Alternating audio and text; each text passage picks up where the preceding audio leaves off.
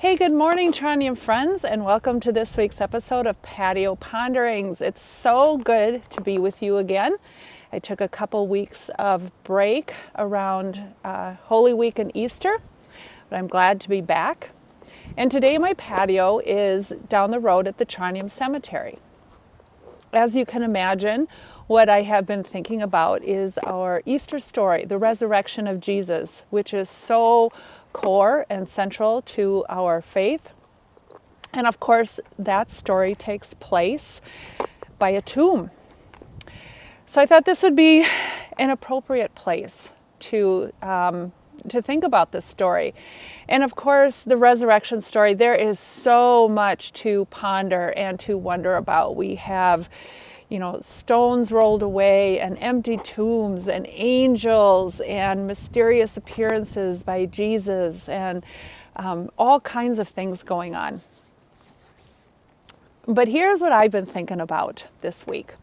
So in all the gospel stories, it's the women who show up at the tomb first thing. And it's the women, or some group of women. Mary Magdalene's always with them. Some other women are named. They are the first to get the news that Jesus is risen. They're the first to encounter the risen Christ. And in all of the Gospels, but in particular Luke, which we heard on Easter Sunday, they just have this incredible experience of the empty tomb and angels telling them that Jesus is not there. And they go back to tell the rest of the disciples, who are men, what has happened. And so this is the verse that I'm thinking about. Their words struck the apostles as nonsense, and they didn't believe the women. Nonsense, they're full of it. The word in Greek is akin to, it was BS. And I find that really interesting because this is not a group of strangers to the apostles by any means. These are women that traveled with Jesus, that were in his inner circle, that were very close to him. And so certainly the disciples knew these women, knew how Jesus felt about these women. And yet when they came to tell them their experience, it was nonsense, and they didn't believe.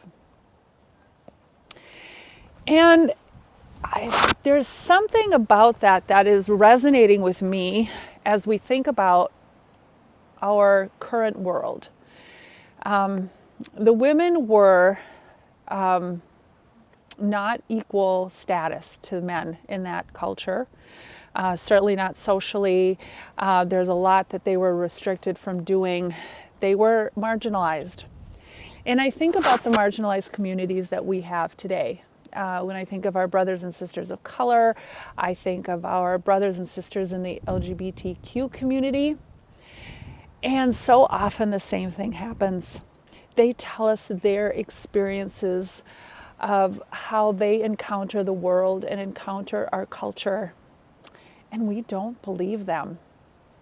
And I have been guilty of this myself. I remember a seminary colleague of mine telling me the experiences he had around race. He was a person of color, and the experiences he had on the seminary campus. And at first I chalked them up to, now he's angry or he's misinterpreting.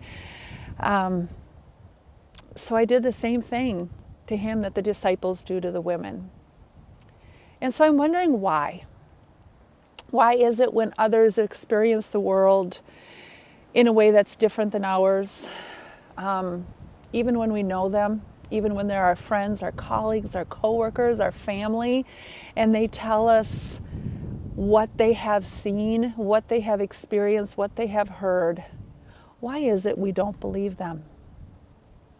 I think that is something we all need to be pondering these days, and I think the resurrection of Jesus is the best reason to do that, because Jesus is all about bringing in these marginalized communities into right relationship with others in the world. And so that's what we need to be about as well. And so this question that we ponder is core to what we are called to do as followers of Jesus. But it's a big one. So I'd love to hear what you have to say.